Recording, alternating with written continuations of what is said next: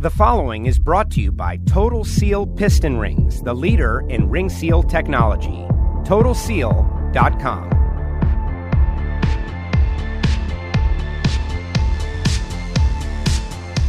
Hello and welcome to Hidden Horsepower by Total Seal. I'm Joe Costello, and I'm very excited to do another show where we dive in to the world of high-performance piston rings with the Director of Technical Sales at Total Seal, Mr. Keith Jones, who joins us now. Keith, welcome back. Thanks for having me, and I want to wish everybody a great new year. It's off to a great start. It's busy as heck, and a lot of the country I'm looking at some pretty decent weather right now, so hopefully everybody's enjoying a nice, mild winter. We want everybody to be able to listen to these shows whenever they want. It could be a month in the future or 10 years in the future and still gain worthwhile knowledge. But the fact of the matter is everybody is getting ready for the racing season, and that means you have to work extra hard in your job. Yeah, we're putting in the overtime right at the moment. I'll tell you that. If phones are ringing off the wall, we love it. We love fielding all the questions from customers.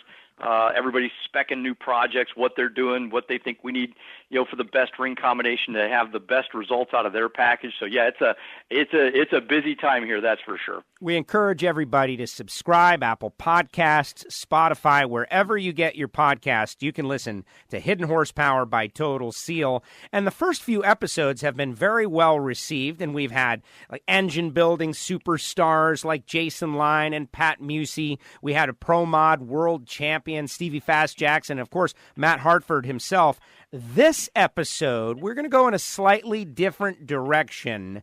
We're going to have Ben Strader from EFI University, which, how would you label him, Keith? Like, my knowledge is, engine scientist, right? Somebody who is not only educating future engine builders, but also just kind of trying to push the edges of what's possible in competition engine development.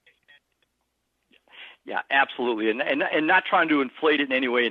And Ben will probably laugh at this. I'll call him the big brain in a head.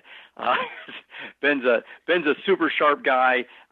He's a good friend of the company, and just a great all-around guy, and an incredible thinker. Ben's always trying to think outside of the box, always trying to face that challenge. Whatever it is, whether it's a fuel injection problem or a Valvetrain problem.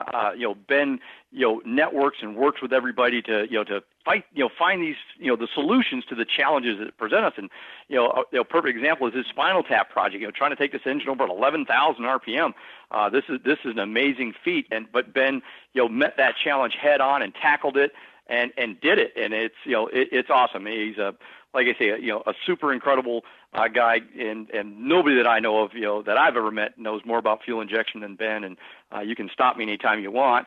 But, fantastic guy. Anybody, I'm giving his school the plug right now, but anybody that's interested in knowing about these things, advanced engine building, electronic fuel injection, you really need to check out EFI University. These guys have got a program that's second to none. And I first became aware of Ben when the NHRA made the switch from carburetors, the ancient technology, to fuel injection, and I was able to speak with him on one of the other podcasts that I do, and obviously he is a great communicator, and let's not keep him off the air for much longer.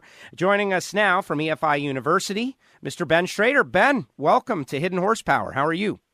Hey, thanks, guys. I'm doing great. Thanks for having me on your show. I feel super underqualified compared to the other superstars you've had on there, but I'll try not to be too boring and let you guys down. But thanks for having me.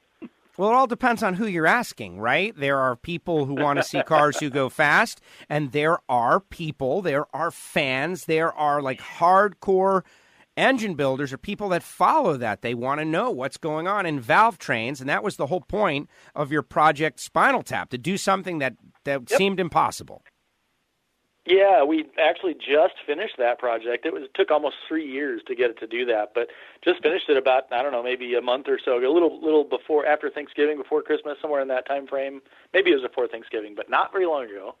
And man, I'll tell you, if somebody ever says, like, how hard could it be, and you say, hold my beer, like, just stop there, because, it was way harder than I ever imagined it would be, because everybody seems to go like, oh, it's just 11,000 RPM, like no big deal. Yeah, well, do it with an inch of lift, or in our case, an inch 050 of total valve lift. And remember, you're trying to open that valve 93 or 94 times a second and make it all live. So it was no small feat, and I'm super proud that we did that. And Keith, what Ben does, what he did, to be honest, I just kind of watched all of the Project Spinal Tap videos and stories all in a binge, right? I'm binge watching all of it. To come up with a concept like that, it's not too dissimilar to what many racers are out there doing, like trying to come up with the next thing that's going to work well. And you guys at Total Seal, you communicate with people like that all the time. What did you think about what they were trying to do, go 11,000 RPM with an LS-style engine?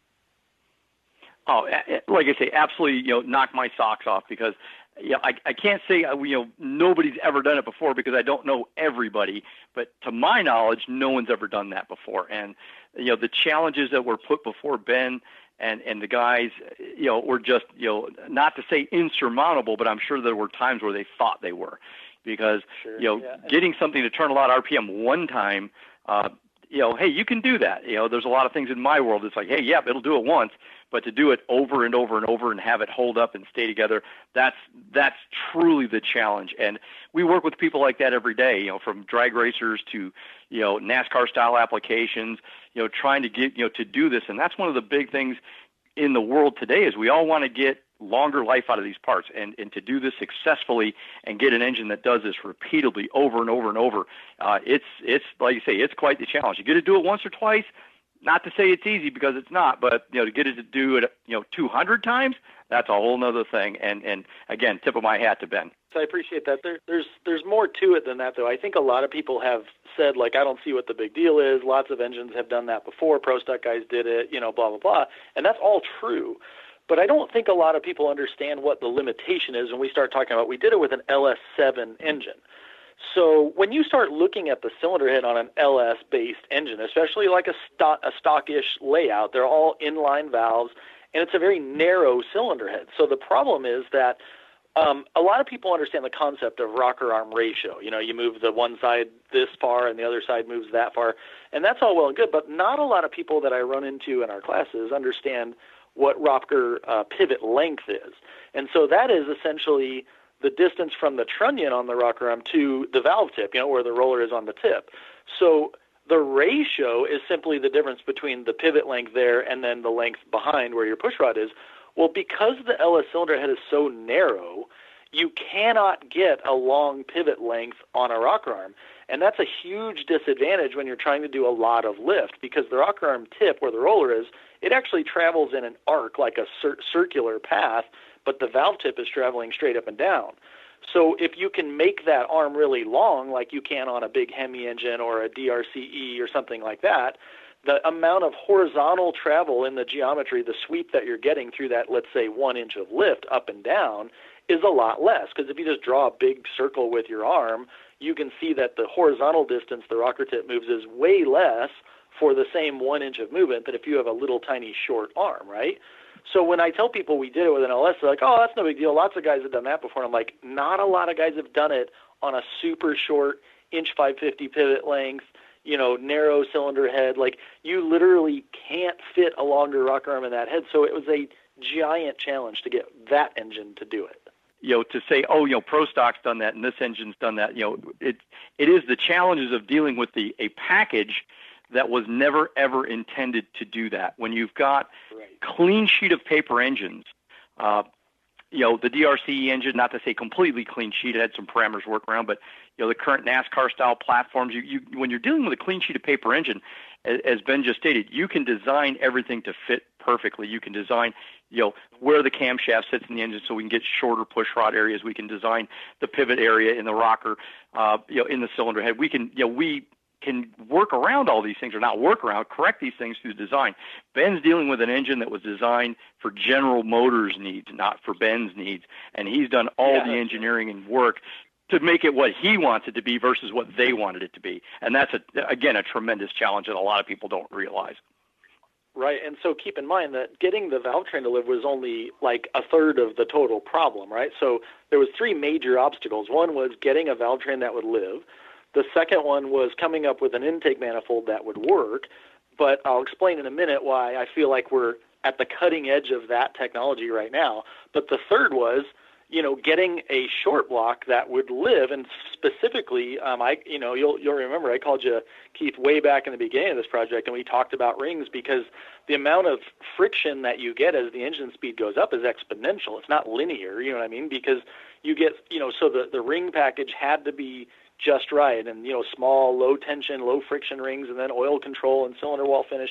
Everything had to work to be able to get up there with that kind of RPM without ripping the skirts off the piston. But the point that I want to make is if you look at, as you said, a clean sheet engine like a DRCE or a NASCAR block or whatever, the intake manifold on a Pro Stock, they typically have extremely short runners. And the reason for that is that they have to be. In order to achieve peak power at those big RPMs, there's a pressure wave that travels back and forth in the engine from the intake valve when it closes back out to the plenum, and then it turns around and goes back the other way. And so the goal is to time the events at a specific RPM so that strong wave of pressure is getting back into the cylinder the next time the valve is open. So as you can imagine, depending on what your RPM is, the amount of time that the valve closes and then actually opens again is an easily calculable number, right? So what they try to do is they try to make the runner length the right distance for when the intake valve closes, that pressure wave goes back to the plenum, and then it comes back to the engine. Well, the higher your RPM gets, the faster that's happening, so the shorter that distance needs to be. Now, the problem with a V engine is as you make the runner length short, your plenum has to get wider and wider and wider to be able to connect the two sides of the engine. Well, when they had carburetors, when the plenums got really big, the cars wouldn't accelerate down the track because it would lose the signal to the booster venturis in the carburetors.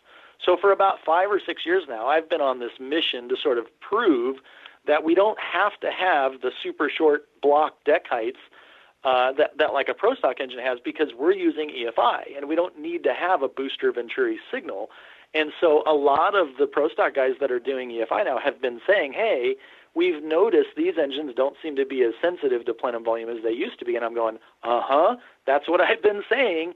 So on the Spinal Tap project, we used EFI throttle bodies up on the top of the engine like a carburetor, and we've got this giant box plenum and, correctly short-sized runners. And you know what? The thing runs fantastically. And so we're just in this sort of state right now. We're doing a ton of research on plenum volume and runner shape and length and all that kind of stuff. But what we're seeing is now that we don't have carburetors, we can have a lot more flexibility in the engine design that we didn't used to have. Keith? Yeah, what he said.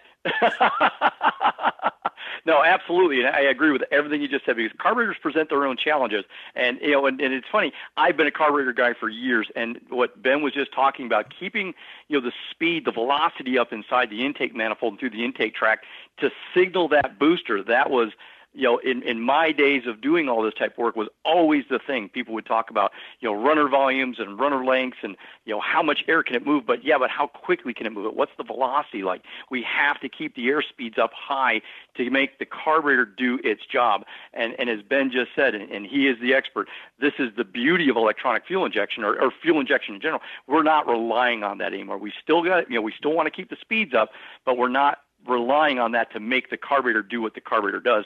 The fuel injection is there to do it for us, and it's amazing. It really truly blows my mind, as with the conversation with Pat on the Pro Mod stuff that he's doing with what we're able to achieve with the fuel injection these days. It's amazing, and as Ben mentioned, with the RPM levels of the engine, looking at ring weights and ring tensions, because as he stated, the friction's exponential. It's not linear, so we have to consider that RPM. What we can do at 9,000 RPM in a ring package is not necessarily what we can do at 11,000 RPM. We have to look at the masses, right.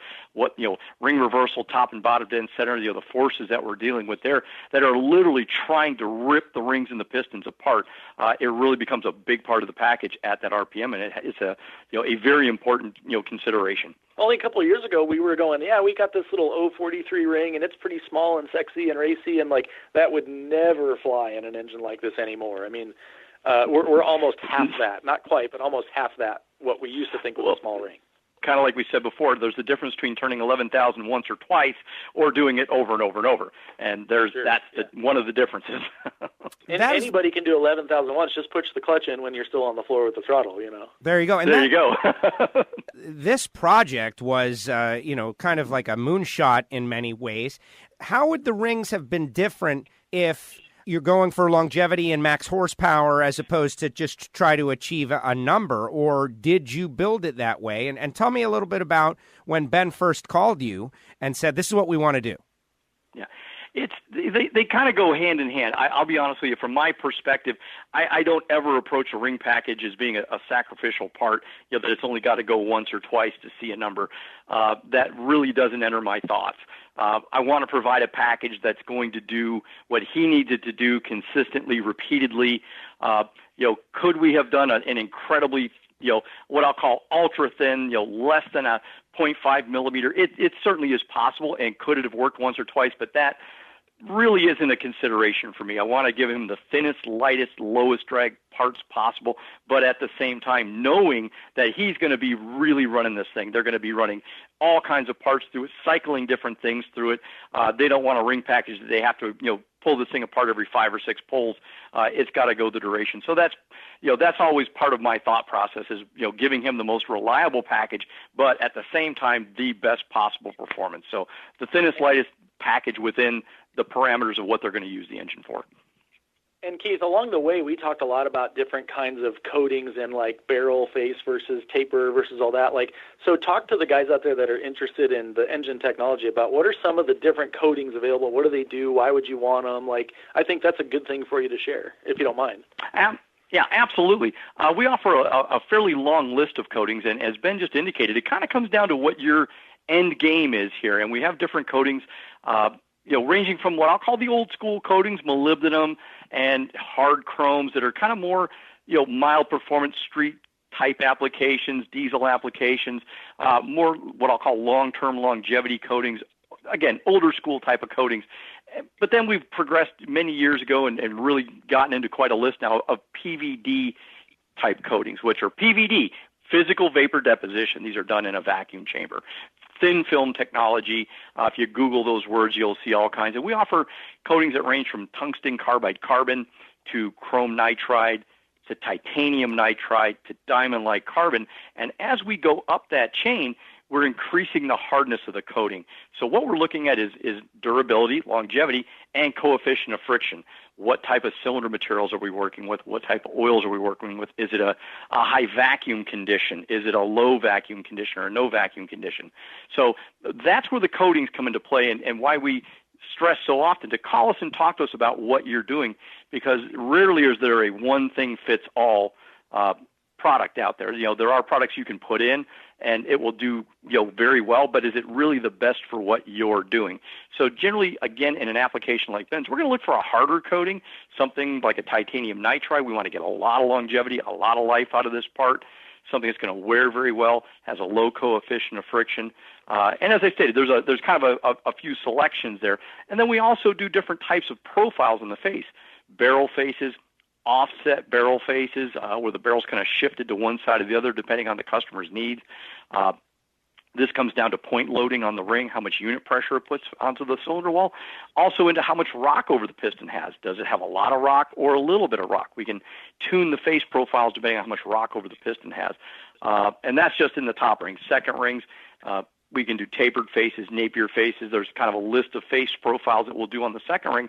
Again, we try to, we have profiles that work well as general applications, but we do try to and want to speak to the customer to tell me what you're doing. Tell us about it, and that way we can make sure you get the best possible package for what you're doing. I'd say that's probably the biggest piece of advice that you could give any newbie or even older, especially probably some of the older engine builders that have been doing it a certain way for a long time. This is just what we do and it's what we know. If you wanted to make advancements and strides today to improve your program, probably the best thing a guy could do is stop just going to page 37 in the catalog and picking whatever ring's there and call, Keith or Kevin or one of the guys over there and say, what do you got that's special to do what I'm doing? And man, there's a lot of power, reliability. There's a lot going on in rings that gets glossed over by guys that go, no, you just stick the same old thing in there. And man, the technology has moved way too far these days to still be using John Deere tractor stuff, you know. Absolutely. And isn't that the truth? But how would you know, right? And it's hard enough you wouldn't. There's no way you would know. To keep your business going, to, clients coming in, coming out, you do what you've done. It's always worked. Not everybody has an R&D department to go out and figure out what the new latest, greatest thing is. That's why you gotta listen to this. Well, and I'll tell you, Joe, like you're touching on something that's kind of near and dear to my heart, and that is I'm of the opinion that most engine shops out there, most engine builders, engine shops, whatever, they don't do any research and development per se, meaning most, and for obvious and good reasons, most shops today, the R&D is reach and dial, right? Pick up the phone, call the guy that knows, buy the right stuff. And there's nothing wrong with that. In fact, it's a necessary evil to stay in business and make a profit and whatever. But that's why we need guys like the Keith and the guys at Total Seal. But I think that's what makes my business different too, in that I don't consider us an engine shop. I don't even consider myself an engine builder, even though I got a cool award as Engine Builder of the Year, last year at the ATEC deal, and that's all great. But I don't see myself as an engine builder because, frankly, I don't have much in the way of customers. We build stuff solely for the purpose of learning and research and development, and it's like it's okay if this doesn't work because then we're going to learn what doesn't work too. Whereas I think what happens with engine shops is they're not in a position where they can afford to try something that might not work. They can't afford it from delays to delivering the engine to the customer. They can't afford it for a customer that maybe doesn't win a race or, God forbid, an engine fails. And so they get stuck in this like stagnant, cycle of building the same stuff all the time because of this fear of the unknown. And that's where guys like me and Keith and these guys that are doing the cutting edge stuff isn't so that I can look cool or feel good about myself. It's so that we can cut down the amount of risk that an engine shop has in trying to improve their program through getting better products without the risk of the R&D. And so I consider myself more of an R&D guy than a true engine builder. So where is it all going? We know where we are and that we're being overwhelmed by technology, and people are figuring ways to apply this technology, as you just have done.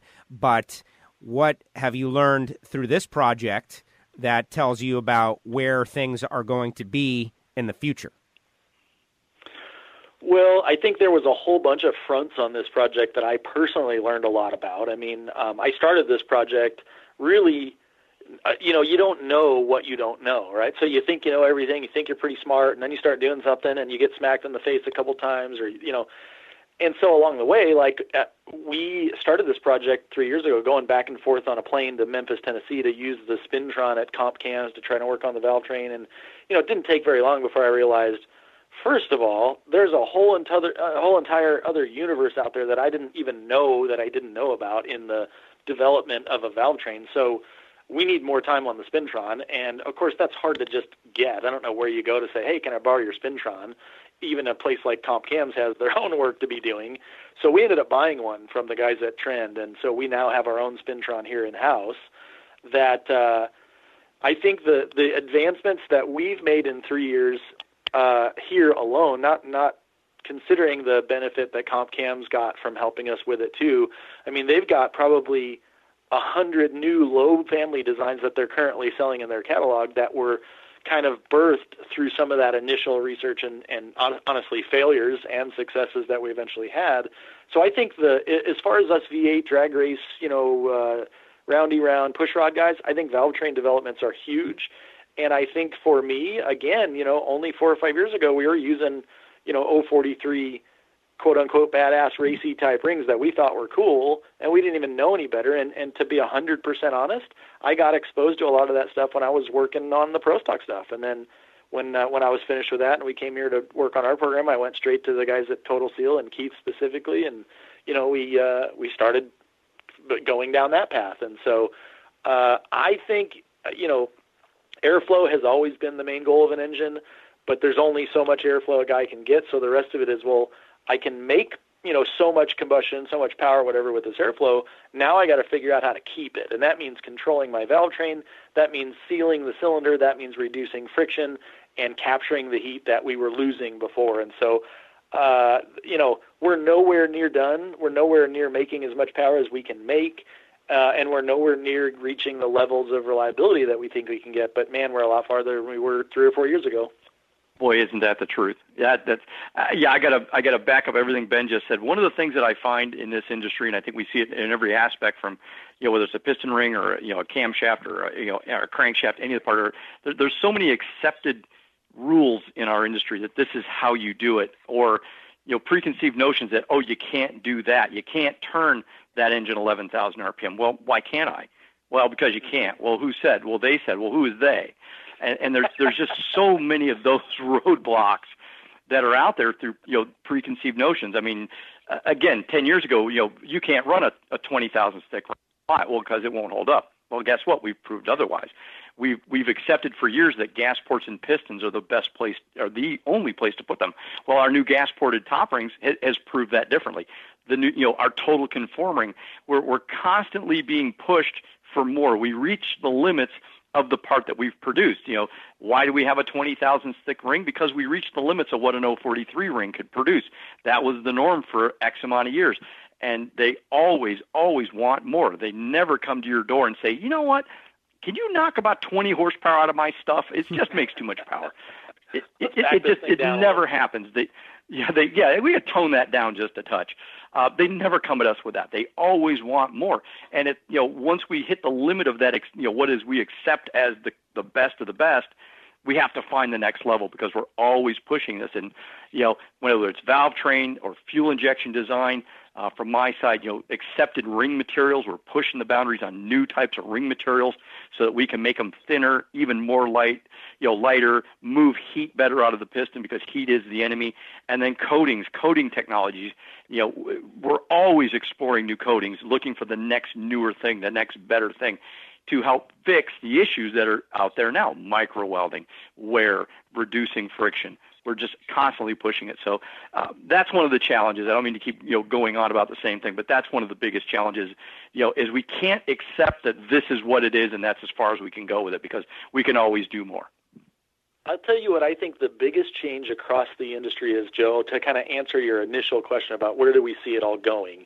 And that is what's happening right here today on your podcast, and on, like, for example, what you did all last season with Matt Hartford.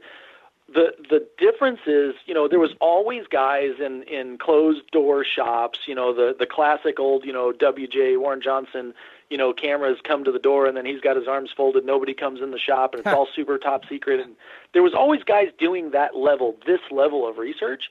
The difference is today, now we're telling people about it. So, 2 months after we accomplished something that had never been done, we're telling everybody that we did it, how they can do it. You're sharing stuff on this podcast. We're sharing stuff at our school and our podcast. You guys are doing stuff in Pro Stock that's never in a million years people thought they would get to see. And I think that's where the future is we got to build from the ground up the next generation of engine builders and racers. And when you ask me where I think it's all going, I think it's all going towards a community and sharing information rather than keeping it and hiding it and sort of like, because it's discouraging for the guy coming up. Well, I'll never get to that Warren Johnson level, so I'm not even going to try. And so now everybody goes, well, shoot, man, Joe Costello, he's a bullhorn. He makes his living talking, and he's over here learning how to change valve springs on a Pro Stock car. Maybe I could do that too.